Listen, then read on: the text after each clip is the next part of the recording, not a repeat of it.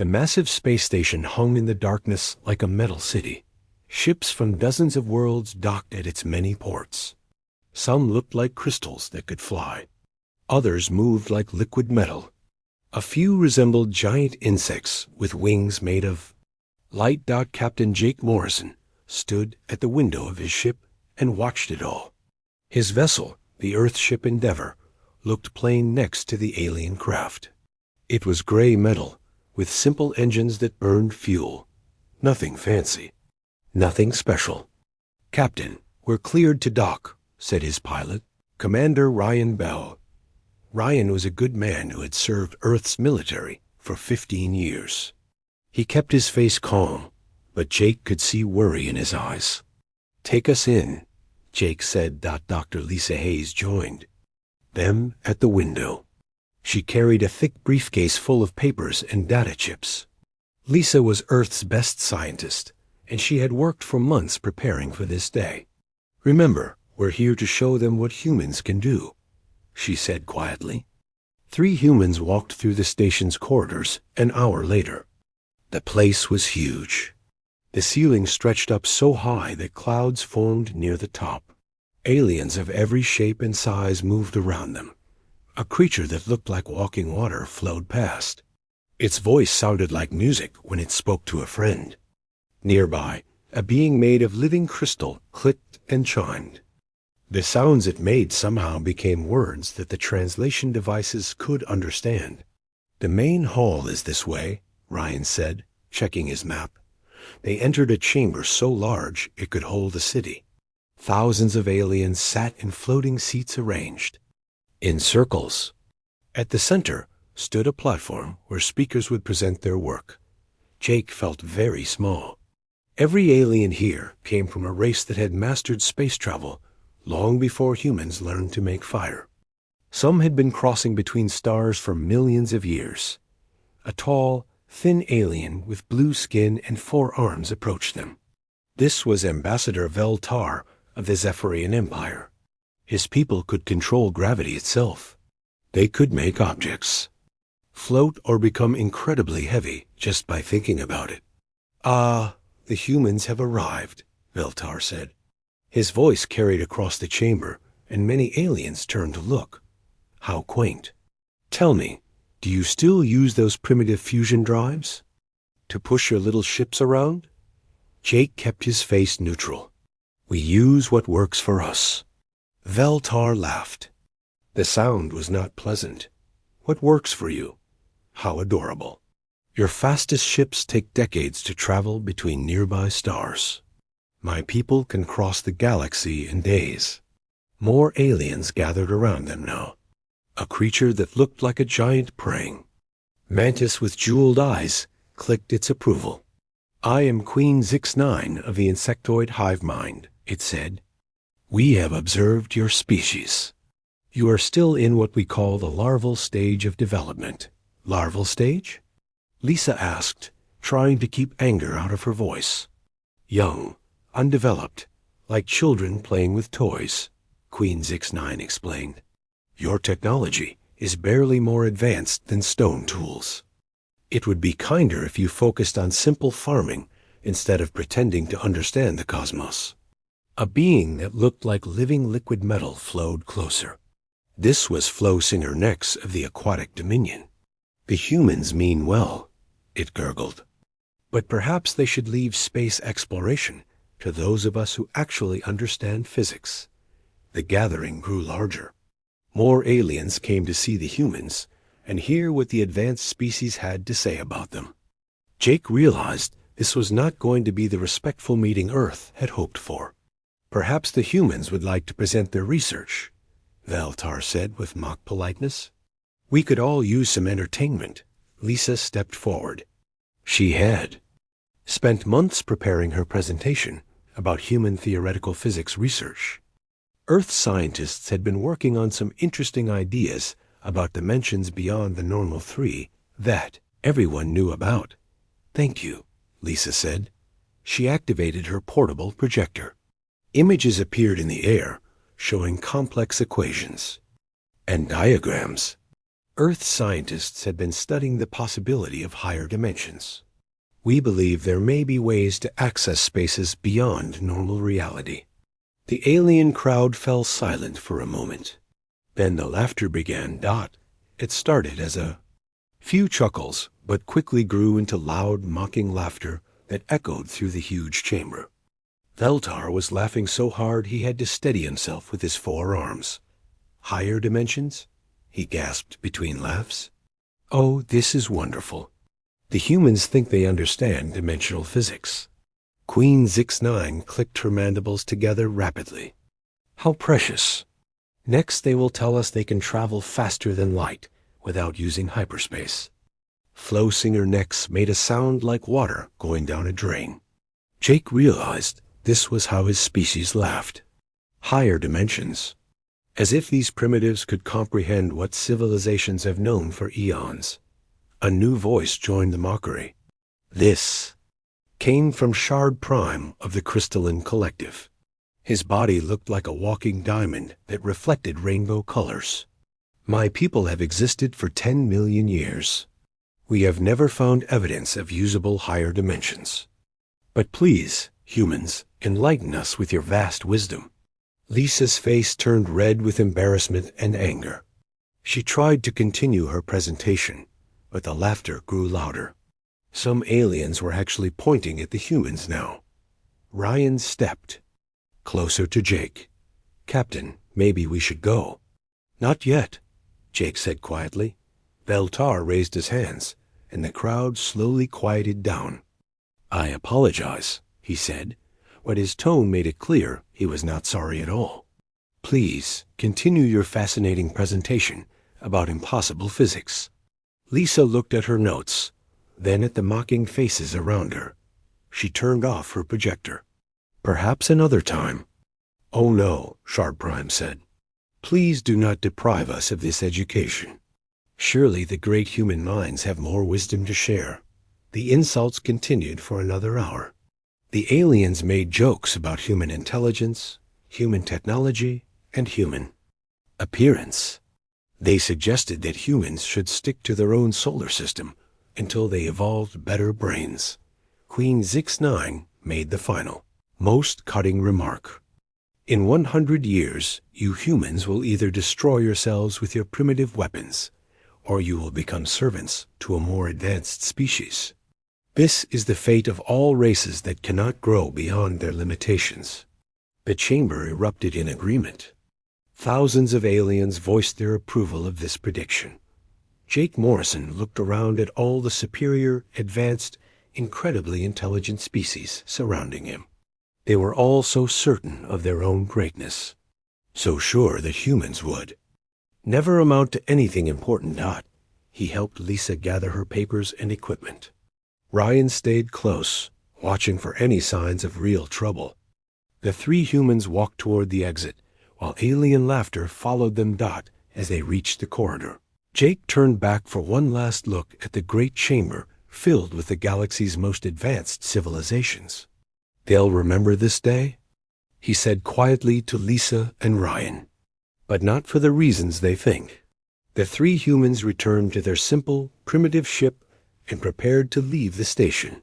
Behind them, the aliens continued their celebration of superior knowledge and technology. None of them suspected that they had just made the biggest mistake in galactic history. 5 years had passed since the humiliation at the Galactic Council. On Mars, deep inside a mountain, Dr. Lisa Hayes stared at numbers on her computer screen. The numbers were impossible, but they were also correct. Run the simulation again. She told her assistant, Dr. Carl Nash. Carl was a thin man with glasses who loved math more than most people loved their families. He had been working with Lisa for 3 years on something the government called Project Cascade. Even Carl did not know why it had that name. Same result, Carl said after a few minutes. The field remained stable for 4.2 seconds before collapse. Lisa smiled for the first time in weeks. That's long enough. Across the hidden laboratory, Amy Stone looked up from her workstation. Amy was young, barely 30, but she understood quantum physics better than professors twice her age. Long enough for what? She asked. Long enough to prove we're not as primitive as they think. The laboratory was huge, carved out of solid, rock deep beneath the Martian surface. No satellites could detect it. No alien spies could find it. Only 50 humans knew it existed, and all of them had sworn to keep the secret. Admiral Jake Morrison walked into the lab through the heavy metal doors. He wore a simple uniform now instead of a ship captain's outfit. The government had promoted him after the incident at the Galactic Council. His new job was to oversee humanity's most important military projects. "Good morning, Dr. Hayes," Jake said. "Any progress?" Lisa turned her screen so he could see the numbers. "We did it, Admiral. We actually did it." Jake studied the data, though he understood only half of what he was looking at. "Explain it to me like I'm 5 years old. Imagine reality is like a house," Lisa said. "Most people live on the first floor and can only see what's on that floor. Some very advanced aliens have learned to peek into the basement or look up at the second floor. But we just figured out how to walk through the walls." Colonel Ryan Bell entered the lab at that moment. He had been Jake's pilot 5 years ago, but now he commanded something called the Dimensional Operations Division. The division had 12 people and unlimited funding from the Earth government. "The test chamber is ready," Ryan announced. They walked deeper into the mountain, through corridors lit by harsh white lights. The test chamber was a metal room, the size of a gymnasium. In the center sat a small spacecraft that looked like a silver needle with wings. Amy Stone ran her hands along the ship's hull. "I still can't believe we built this." The ship was called the Phantom. It was only 30 meters long and could carry 6 people. It looked simple on the outside, but inside were machines that no alien race had ever imagined. "Where's our test pilot?" Jake asked. "Right here, sir." Commander Beth Clark walked toward them, wearing a flight suit covered in sensors and wires. Beth had been a test pilot for 10 years. She had flown every experimental aircraft Earth had ever built. But this would be different from anything she had ever done before. "Are you ready for this, Commander?" Jake asked. Beth grinned. "I've been ready since the day those aliens laughed at us." Dr. Carl Nash explained what would happen during the test. "When we activate the dimensional drive, the ship will move outside normal spacetime. You won't be able to see it. Your instruments won't detect it. For everyone watching, the ship will simply disappear." "Where will I be?" Beth asked. "Everywhere and nowhere," Lisa said. "You'll exist in what we call the 7th dimension. Time and distance work differently there. You should be able to travel 50,000 kilometers in less than 4 seconds. Should?" Ryan asked. "The math says it will work," Carl said. "But this is the first real test." Beth climbed into the Phantom's cockpit. The inside looked almost normal, except for one panel covered in switches and dials that glowed with soft blue light. This was the dimensional drive control system. "All systems ready," Amy reported from the control room. Jake spoke into his headset. "Commander Clark, you are authorized to begin the test." "Copy that, Admiral. Beginning dimensional shift in 10 seconds." Lisa watched her instruments. Everything looked normal. The ship sat quietly in the test chamber, its engines silent. 5 seconds. Beth's voice came through the speakers. Then the ship vanished, not slowly, not with any flash of light or sound. One moment it was there, and the next moment it was gone. The test chamber was completely empty. "Holy dot. Ryan started to say, then caught himself. "All sensors show nothing," Amy reported. Her voice shook with excitement. "The ship is completely gone from normal space." Carl was checking his computers. Frantically, "The dimensional field is stable. She's actually in the 7th dimension. 3 seconds passed. 4 seconds. Lisa started to worry. Then the ship reappeared 50,000 kilometers away, exactly where the math said it would be. Beth's voice crackled through the long-range radio. Phantom to base. I'm here. I'm actually here. The test worked perfectly. The control room erupted in cheers. Scientists hugged each other. Military officers shook hands. Amy Stone actually danced around her workstation. But Jake Morrison was thinking about bigger things. How soon can we build more ships? With enough resources, maybe 6 months for the next one, Lisa said. You have whatever you need. Money, materials, people, everything. Over the following months, the project grew. The government moved more. Scientists to Mars. They built new laboratories and bigger test chambers. The Phantom was joined by 2 sister ships, the Spectre and the Wraith. But there were problems. During one test, engineer Tom Grant tried to walk through the dimensional field while it was active. He aged 20 years in 10 seconds. The field had somehow put part of his body into a place where time moved differently. We need more safety protocols, Dr. Nash said after Tom's accident. We need more time to test everything, Amy added. But time was something they did not have. The reports came in gradually at first.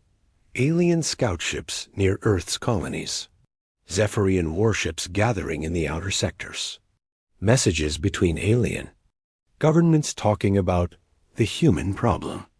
General Paul Kim came to Mars with bad news. He was Earth's top military commander, a man who had fought in 3 wars and never lost a battle. The Zephyrians are planning something, he told Jake. Our spies report that Ambassador Veltar has been meeting with other alien leaders. They're talking about invading human space. When? Jake asked. 6 months, maybe less. Lisa looked at her half-finished ships and experimental equipment. We're not ready. We have to be ready, Jake said. Because if we're not, there won't be any humans left to get ready. The next few weeks were frantic. Scientists worked 20-hour days. Engineers slept in the laboratory. Everyone knew that humanity's survival depended on perfecting technology. That most aliens thought was impossible. Beth Clark flew test missions every day. Each flight took her further into the 7th dimension and back. She learned to navigate in a space where normal rules did not apply. It's like being a ghost, she told Jake after one mission. I can see normal space, but nothing there can see me. Weapons pass right through the ship. It's like we don't exist. Can you fight from the 7th dimension? Ryan asked. I think so. If we mount weapons that can phase in and out of normal space, we could attack without being attacked back. Amy Stone worked on the weapons problem. She designed energy cannons that could exist in both dimensions at once.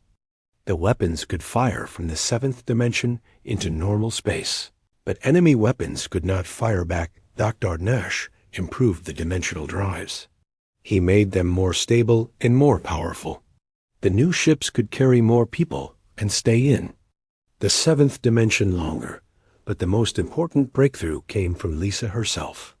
She discovered that multiple ships could link their dimensional fields together.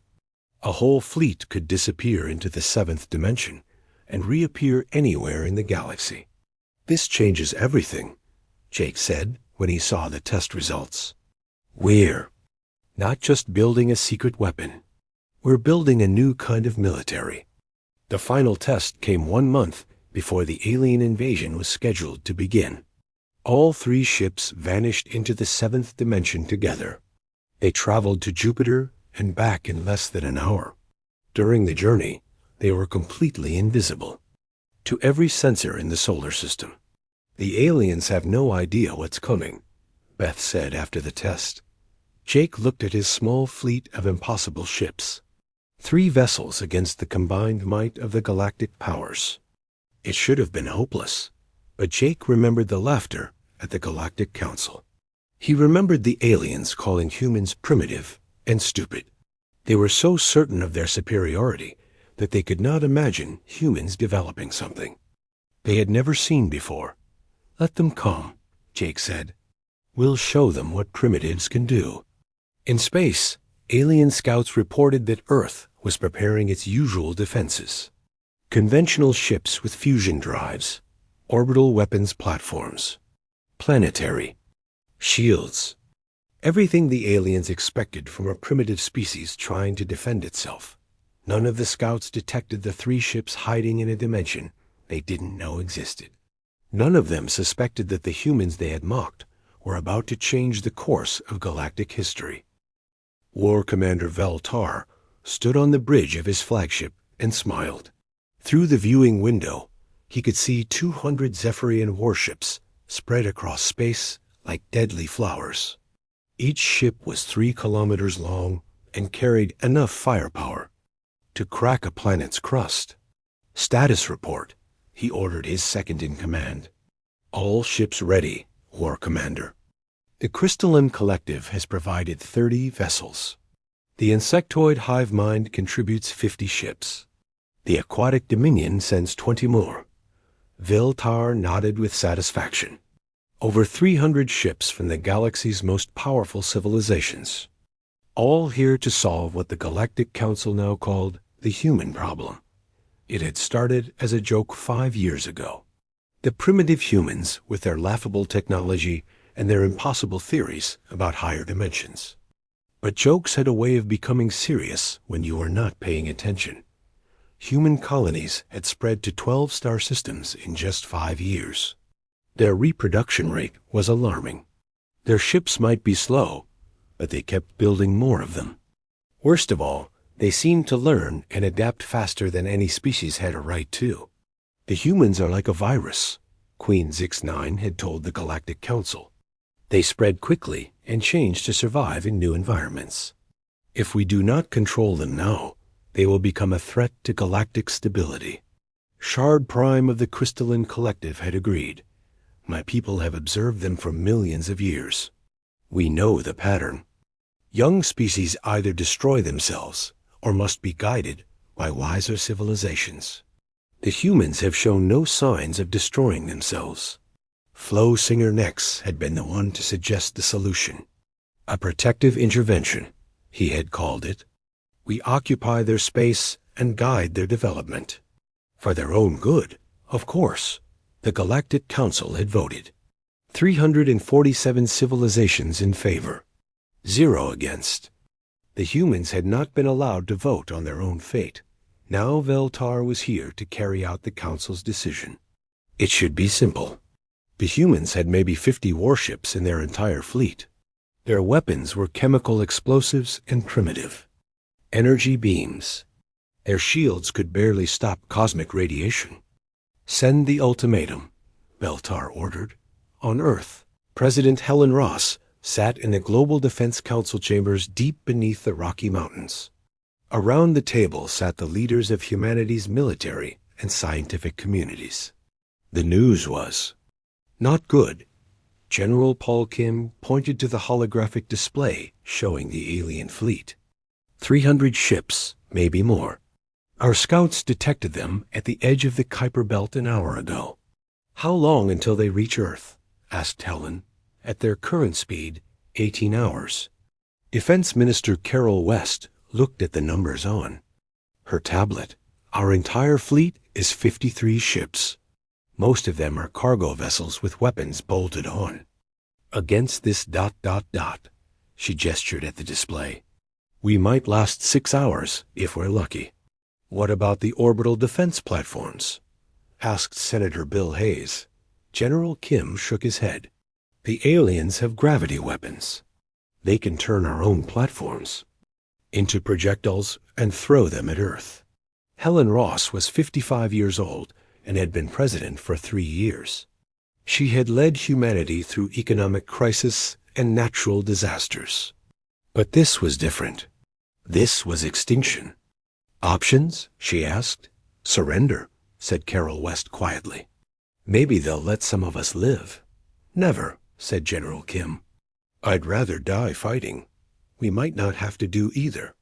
Everyone turned to look at Admiral Jake Morrison. He had been quiet during the meeting, but now he stood and activated his own holographic display. "This is the Phantom," he said. The display showed a sleek ship that looked tiny compared to the alien vessels, along with her sister ships, the Spectre and the Wraith. 3 ships against 300, Carl West said. "Admiral, I respect your courage, but this is suicide. Not if they can't see us coming." Jake explained Project Cascade to the people who would decide humanity's fate. He told them about the 7th dimension and the impossible physics that Earth scientists had mastered. He showed them test footage of ships appearing and disappearing like ghosts. "You're telling me these ships can become invisible?" Helen asked. "More than invisible. They exist outside normal space-time. Enemy weapons can't hit them. Enemy sensors can't detect them. But our weapons can strike from the 7th dimension into normal space." Senator Hayes leaned forward. "If this technology works, why haven't the aliens developed it?" Dr. Lisa Hayes, who had been listening from a corner of the room, spoke up. "Because they're too smart. They know it's impossible, so they never tried. Sometimes being primitive is an advantage." General Kim studied the technical specifications. "What's the crew size for these ships?" 6 people each, Jake said. 18 total. 18 people to fight 300 alien warships? 18 people with technology the aliens have never seen before. The debate continued for 2 hours. Some council members wanted to surrender. Others wanted to fight with conventional forces. A few suggested trying to negotiate. Finally, Helen Ross called for a vote. All in favor of Admiral Morrison's plan? The vote was close. 8 in favor, 6 against, 2 abstaining. "The motion passes," Helen said. "Admiral, you have authorization to deploy your ships." While the politicians debated, the alien ultimatum arrived. Beltar's face appeared on every screen on Earth and in the colonies. "Humans of the Sol System," his voice boomed. "The Galactic Council has determined that your species requires guidance to reach maturity.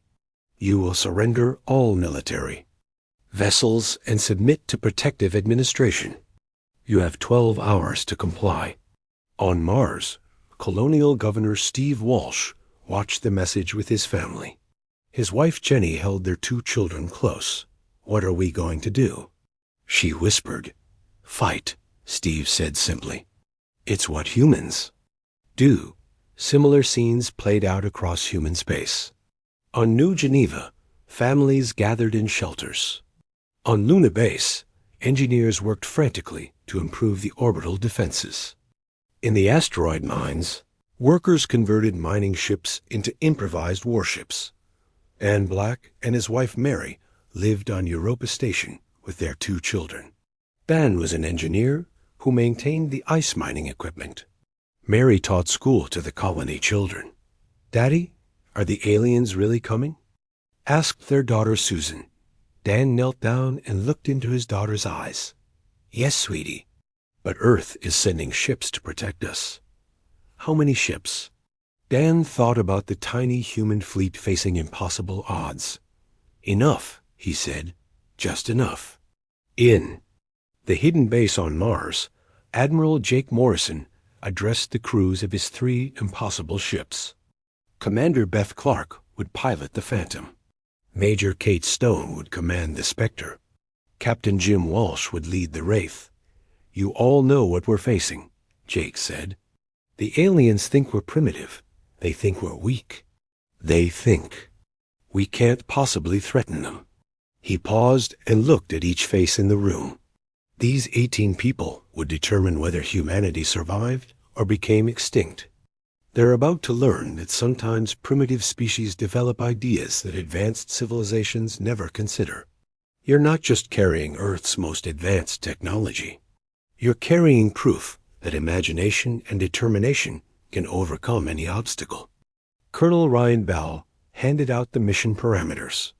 The alien fleet will arrive in 16 hours. We launch in 14 hours. Our job is simple. Demonstrate that attacking humanity has consequences. Dr. Carl Nash ran through the technical briefings one more time. Remember, you can stay in the 7th dimension for up to 30 minutes before field degradation becomes dangerous. Plan your attacks accordingly. Amy Stone checked the weapons systems. The phase cannons are functioning perfectly. You can fire from the 7th dimension into normal space, but be careful about power consumption. As the crews prepared for launch, Jake Morrison looked out at the Martian landscape. Somewhere out there, an alien fleet was approaching with the power to end human civilization. But deep in the mountain behind him, 3 ships waited with technology that those aliens could not comprehend. Ships that existed partially outside reality itself. The aliens thought they were coming to discipline a primitive species. Instead, they were about to face something that would change the galaxy forever. Jake smiled grimly. They wanted to see what humans could do when pressed to the edge, he said to himself. Now they'll find out. In space, the alien fleet continued its approach. Veltar and his allies were confident that the humans would surrender when they saw the overwhelming force arrayed against them. None of them suspected that their greatest advantage, their certainty that humans were primitive, had become their greatest weakness. They were about to face an enemy that existed in dimensions they had never explored, using technology they had dismissed as impossible. The stage was set for a battle that would echo through galactic history. And in a hidden base on Mars, 18 humans prepared to prove that sometimes the primitive species surprises everyone. The alien fleet arrived like a storm of metal and death. 300 warships dropped out of hyperspace at the edge of Earth's solar system. Each vessel was larger than anything humans had ever built. Their weapons could split moons in half. War Commander. Veltar stood on his flagship's bridge and felt satisfaction wash over him. The human home system lay spread out before him like a feast waiting to be consumed. A few pathetic orbital stations, some primitive defense platforms, and somewhere in the distance, the small blue world where humanity had been born. Send this final ultimatum, he ordered. The message went out on all frequencies. Veltar's face appeared on every human screen from Earth to the outer colonies. This is your last chance, his voice boomed across space. Surrender now, or we will take your system by force. You have 1 hour. On Earth's orbital command station, Admiral Nick Stone watched the alien fleet through his telescopes. Nick was Jake Morrison's cousin, and he commanded humanity's conventional space fleet. 53 ships against 300. The math was not encouraging. All ships, prepare for battle, he ordered. We buy time for whatever Admiral Morrison has planned. Nick did not know about the 7th dimension ships. That information was too secret to share. All he knew was that Jake had asked him to keep the aliens busy for as long as possible. The human fleet moved to intercept the aliens. Their ships looked like toys next to the massive alien vessels. The defiant Nick's flagship was the largest human warship ever built. It was 1/10 the size of the smallest alien scout ship, but humans had learned to fight smart instead of fighting big. Launch all fighters, Nick ordered. Spread out and use hit-and-run tactics. Make them work for every kilometer. 100 small human fighters swarmed toward the alien fleet like angry wasps. They fired missiles and energy beams, then darted away before the aliens could respond. Veltar watched the human attack with amusement. Is this their best effort? Insects buzzing around giants? Orders, War Commander? Asked his weapons officer. Swat them, but leave the orbital stations intact. We may need them later. The alien ships opened fire. Gravity cannons twisted space itself, crushing human fighters like tin cans. Energy beams hot enough to melt steel carved through human ships. In the first 5 minutes, 20 human vessels were destroyed, but the humans kept fighting. They used the asteroids for cover. They coordinated their attacks to strike from multiple directions. Captain Lisa Park led a squadron of fighters through the alien formation, her ship weaving between enemy fire like a dancer. "This is insane," her wingman said over the radio. "We can't hurt them." "We don't have to hurt them," Lisa replied. "We just have to annoy them." Meanwhile, on Mars, Admiral Jake Morrison watched the battle through long-range sensors. A human fleet was dying, but they were buying precious time. "Launch countdown?" he asked. 10 minutes, sir," reported Colonel Ryan Bell. In the hangar, Commander Beth Clark ran through her final pre-flight checks. The Phantom hummed with power that existed partially outside normal reality. Behind her, the Spectre and Wraith prepared for launch. "All systems green," reported Major Kate Stone from the Spectre. "Ready to make history," added Captain Jim Walsh. From the Wraith, Jake opened a communication channel to all 3 ships. "Remember, this is not just about winning a battle. This is about proving that humans deserve respect. Show them what primitive species can accomplish." The 3 ships launched from their hidden base. To outside observers, nothing happened. The ships simply vanished the moment they activated their dimensional drives. But inside the 7th dimension, reality worked differently. The 3 ships existed in a space between spaces, invisible to normal sensors, immune to conventional weapons. "Phase 1 complete," Beth reported. "We are outside normal spacetime." The journey to the battle zone took only minutes. In the 7th dimension, distance was just a suggestion. The 3 ships emerged from their hiding place in the asteroid belt, still invisible to alien sensors. "I can see the entire alien fleet," reported Kate Stone. "They're spread out in a standard invasion formation." "Any signs they've detected?" "You?" asked Jim Walsh. "Negative. They have no idea we're here." In normal space, the battle continued. Admiral Nick Stone's fleet was down to 30 ships and still fighting desperately. The human fighters darted between alien vessels like minnows swimming between whales. Veltar was growing impatient. "This is taking too long. Activate the gravity cannons. Crush their orbital stations." "War Commander, we're detecting some kind of energy signature near the asteroid belt." Veltar looked at his sensors. They showed nothing unusual. "Probably just solar interference. Continue the attack." That was when the impossible happened. The Phantom materialized inside the alien formation, not at the edge, not approaching from a distance. Inside. One moment there was empty space between 2 alien cruisers. The next moment, a human ship was there. "What ... Veltar started to say. The Phantom fired. Its phase cannons existed in both dimensions at once.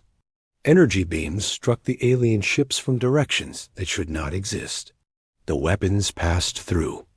The alien shields, like they were not there at all. 2 alien cruisers exploded. Their crews never understood what hit them. Then the Phantom vanished again. "Report!" Veltar shouted. "What just happened?" "Unknown, War Commander. Sensors show no trace of any attacking vessel." "That's impossible. Ships don't just appear and disappear." But even as he spoke, the Spectre materialized behind his flagship. Its weapons struck the massive ship's engines, crippling it instantly. Then it too vanished into the 7th dimension. Panic spread through the alien fleet. Captains shouted orders. Weapons officers fired at empty space. Ships moved in random directions, trying to avoid an enemy they could not see. The Wraith appeared above a cluster of crystalline collective vessels. Its attack destroyed 3 ships before they could react. By the time they returned fire, the Wraith was gone. "This is impossible," Veltar said again. "Ships cannot exist outside normal space." On Earth, Admiral Nick Stone watched his sensors in amazement. Alien ships were exploding throughout their formation, but he could not see what was attacking them. "Sir, should we continue our attack?" asked his weapons officer. "Hold position," Nick said. "Something else is handling this." The 3 human ships struck again and again. They appeared without warning, destroyed alien vessels, and vanished before anyone could respond. The aliens tried everything. They fired energy barriers in all directions. They launched gravity mines. They even tried ramming maneuvers against empty space. Nothing worked. You cannot fight an enemy that exists in dimensions you cannot reach. "We need to retreat," Veltar's second-in-command said. "We've lost 40 ships and haven't damaged the enemy at all." "We don't retreat," Veltar snarled. "We are the Zephyrian Empire. We have conquered 100 worlds." But even as he spoke, the Phantom appeared directly in front of his flagship. This time, it did not attack immediately. Instead, it hung in space like a silver ghost, clearly visible to every alien in the fleet. Beth Clark opened a communication channel. "This is Commander Beth Clark of the Earthship Phantom.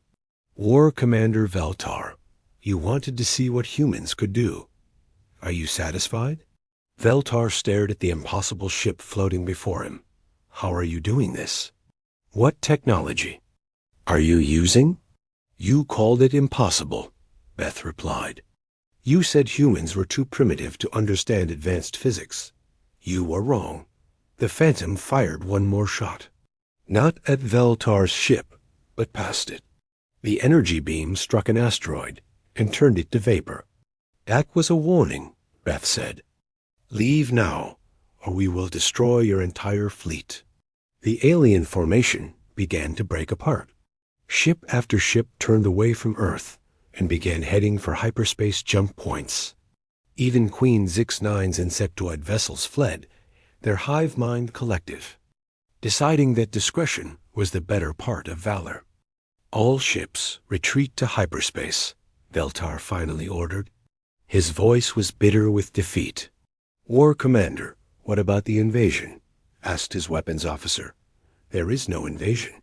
We cannot fight ships that exist outside reality." As the alien fleet fled, the 3 human ships appeared in normal space together. They hung motionless near Earth's orbital stations like silent guardians. Admiral Nick Stone opened a communication channel.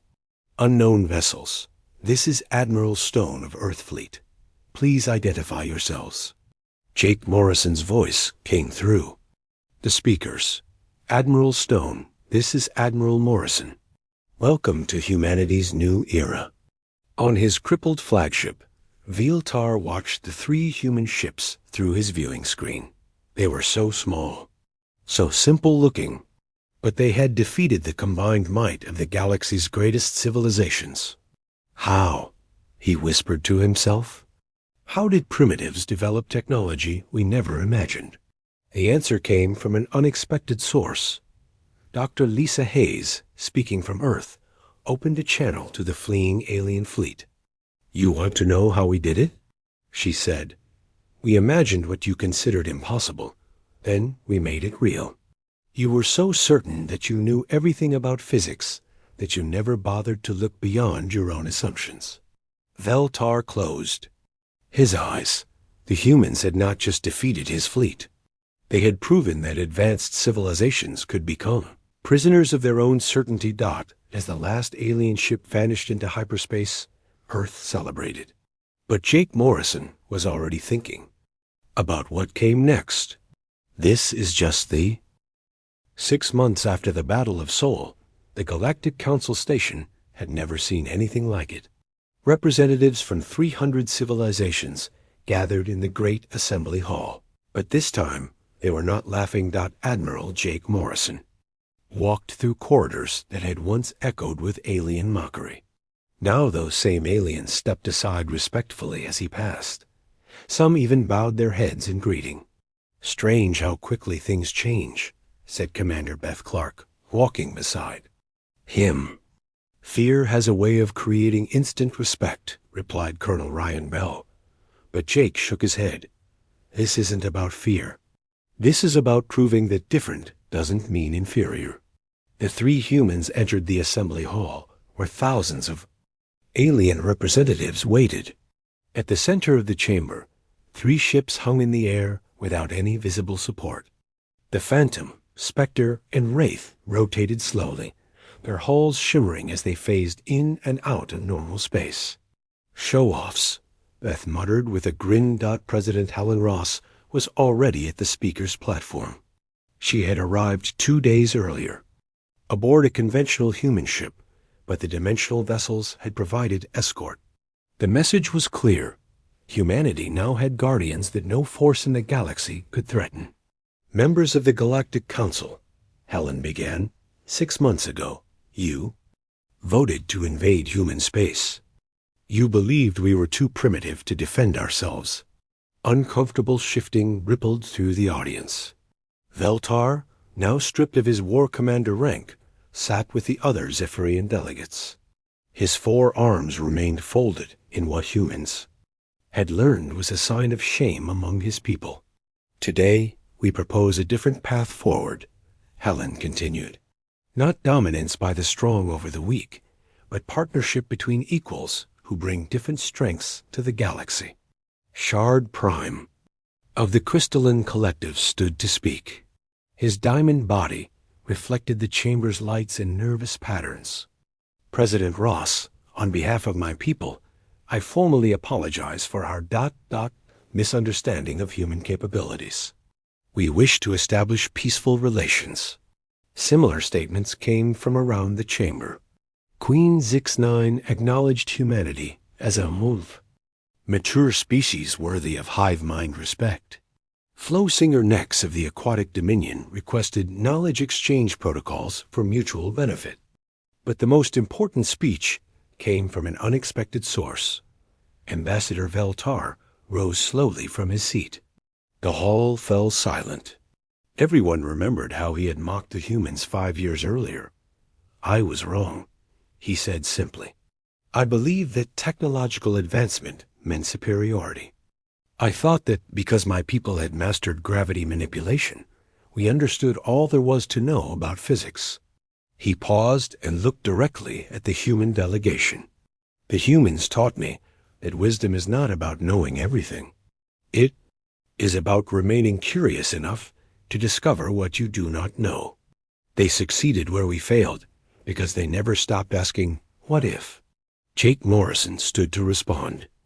Ambassador Veltar, humans do not seek dominance over other species. We seek partnership. Our dimensional technology will be shared freely for peaceful purposes. A ripple of surprise ran through the assembly. Many aliens had expected humans to hoard their new technology as a source of power. Dr. Lisa Hayes activated a holographic display showing Earth's new research facilities. The Dimensional Research Institute on Luna is already working with scientists from 12 different species. Together, we are unlocking secrets that no single civilization could discover alone. The presentation showed remarkable breakthroughs.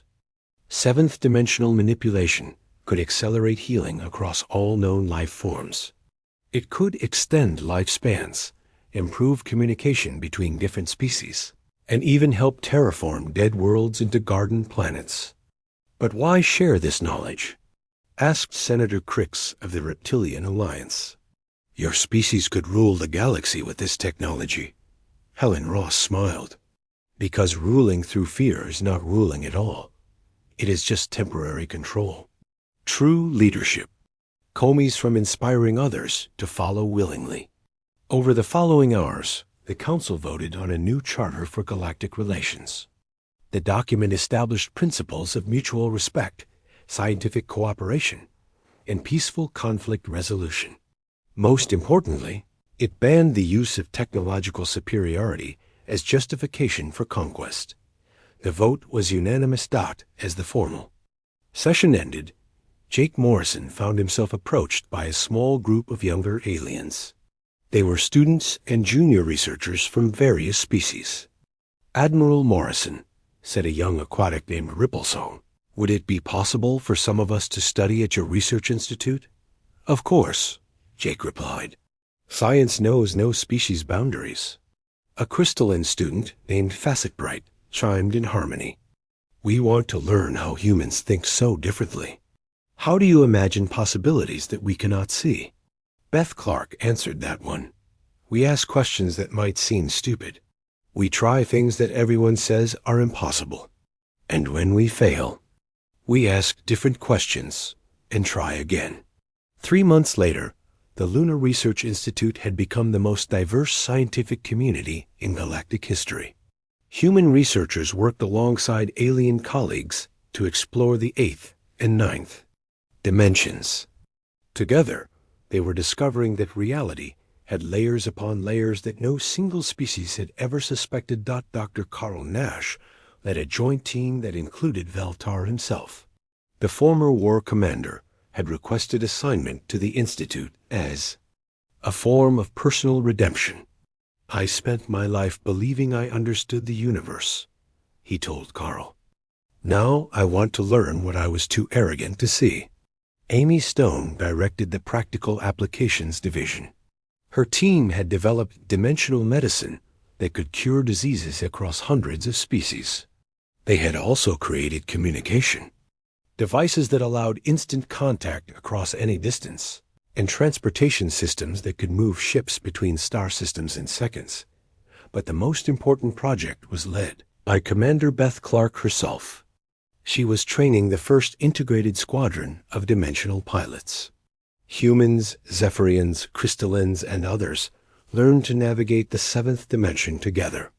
"In here, species doesn't matter," Beth told her mixed class of pilots. "Physics treats everyone the same. What matters is imagination, courage, and the willingness to trust your teammates." 1 year after the battle, Jake Morrison stood in his office on Luna and looked out at Earth through the transparent aluminum window. Children from dozens of species played together in the station's parks. Scientists from across the galaxy shared discoveries in the research labs. A cafeteria served food from 300 different worlds. "Penny for your thoughts?" asked Helen Ross, entering the office. "Just thinking about how much has changed," Jake replied. "A year ago, they wanted to conquer us. Now they want to learn from us. Any regrets about sharing the dimensional technology?" Jake shook his head. "Knowledge belongs to everyone. Hoarding it would make us as bad as they used to be." A communication alert chimed. Dr. Lisa Hayes appeared on the wall screen, calling from the Deep Space Laboratory where she was conducting the most ambitious experiment yet. "Admiral, we're ready for the 8th dimensional test," she reported. "The joint crew is prepared for departure." "Crew composition?" Jake asked. "Captain Beth Clark commanding. Co-pilot is Veltar. Navigation team includes Shard Alpha, Flow Current, and Queen Daughter Zix-12. Engineering is led by Amy Stone with assistance from 6 different species." Jake smiled. The crew of the experimental ship Discovery represented everything the new galaxy stood for. Former enemies working together to push the boundaries of possible. "You are cleared for departure," he said. "And Lisa? Good luck making the impossible possible again." As the Discovery vanished into the 8th dimension, Jake thought about the journey that had brought them to this point. It had started with mockery and humiliation. It had led through secrecy and desperate preparation. It had climaxed with an impossible victory. But the real victory was not the battle. The real victory was what came after. The recognition that diversity of thought was strength, not weakness. That curiosity was more valuable than certainty. That primitives and advanced civilizations alike had something to learn from each other. Outside his window, Jake could see ships from across the galaxy arriving at Luna Station. Some came to study at the Institute. Others came to participate in joint exploration missions. A few came simply to experience what it was like to live in a place. where species boundaries did not matter. They mocked humanity, Jake said quietly to himself, until we showed them that mockery is just fear of the unknown dressed up as superiority. A soft chime indicated an incoming message. The Discovery had successfully entered the 8th dimension and was reporting stable field conditions. Soon, they would explore even higher dimensions, unlocking secrets that would benefit every species in the galaxy. Jake Morrison, former captain of a primitive fusion drive ship, now admiral of humanity's dimensional fleet, looked out at the stars and smiled. The aliens had been right about one thing. Humans would change the galaxy.